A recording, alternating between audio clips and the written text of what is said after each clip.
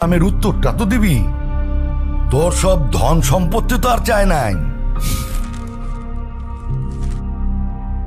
ওয়ালাইকুম সালাম। রবির মেজাজ দেখছিস? ভালো করে এক কাপ চা বানায় না দে। এই রবি, ওর সাথে একটু গল্প গুজব কর না। আমি যখন জামাই ছিলাম তখন আমাকে তোর নানির পরিবার মাথায় করে রাখতো। তার তো কারণ ছিল আব্বা, সেটা আপনি খুব ভালো করে জানেন। আপনি তো ওর মতো কোনো সাধারণ পরিবার থেকে আসেননি। আমাদের বংশের মান মর্যাদা, ধন সম্পদ, নাম ডাক এসবের একটা ব্যাপার ছিল।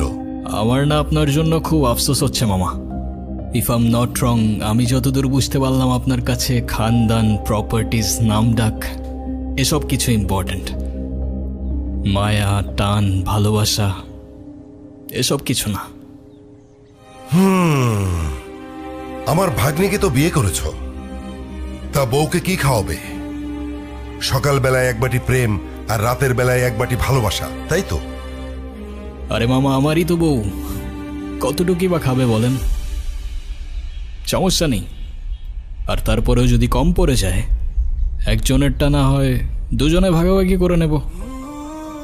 যে সমস্ত মানুষের পকেটে টাকা থাকে না, তারা সবসময় এই সমস্ত ফালতু কথা বলে। ফালতু কথাকার।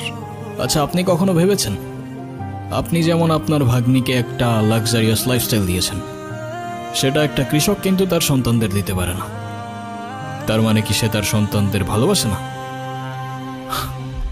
আমি জানি আমার কথাগুলো আপনার মানতে একটু কষ্ট হবে, তবে বিশ্বাস করুন, কৃতজ্ঞতা আর সম্পর্কের মূল্যতেই থাকে ভালোবাসার পারফেকশন।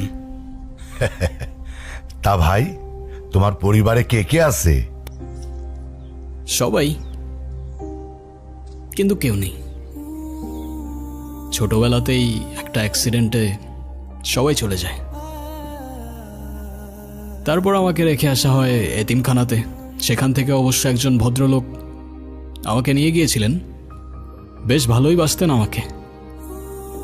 তার কিছুদিন পর সেও চলে গেলেন, তবে সাথে থেকে গেল তার রেখে যাওয়া ভ্যালিউজ আর এডুকেশন।